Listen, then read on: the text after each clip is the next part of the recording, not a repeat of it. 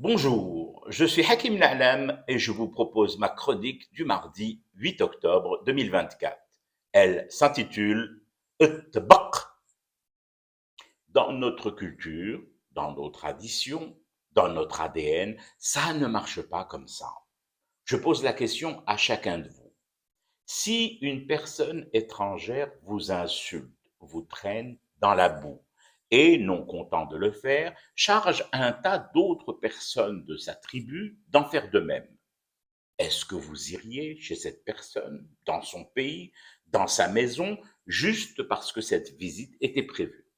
Bon, je n'attends même pas votre réponse, sachant de qui est composé le club des fumeurs de thé.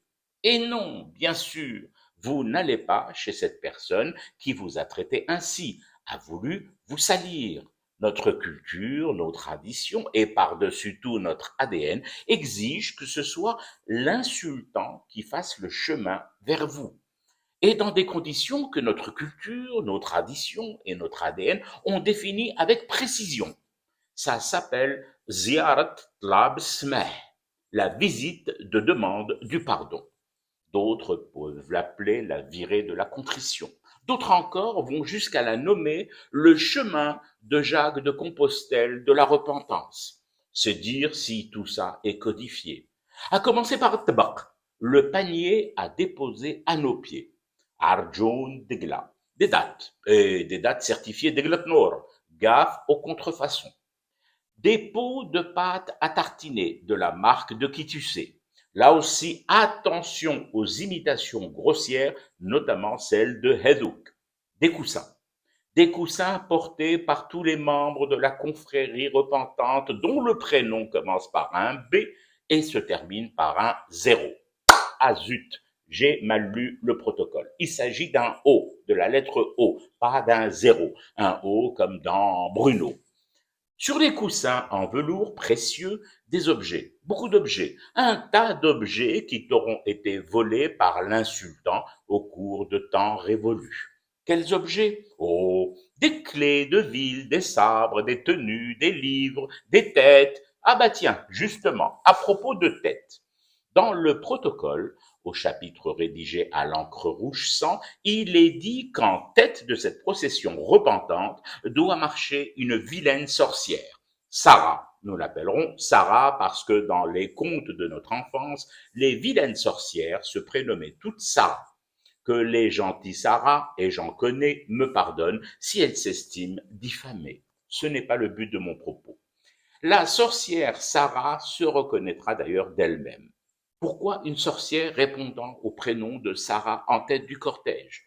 Pour les 800 coups de fouet. Ah ben oui, il paraît que c'est dans notre ADN que de fouetter les femmes. Non, Eric? Donc, fouettons, fouettons.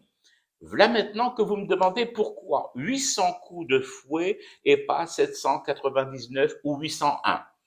Parce que si vous ne savez pas, vous, pourquoi 800, elle le saura bien un jour cuisant la Sarah. Bon, est-ce que tout ça suffit? La procession peut-elle s'ébranler?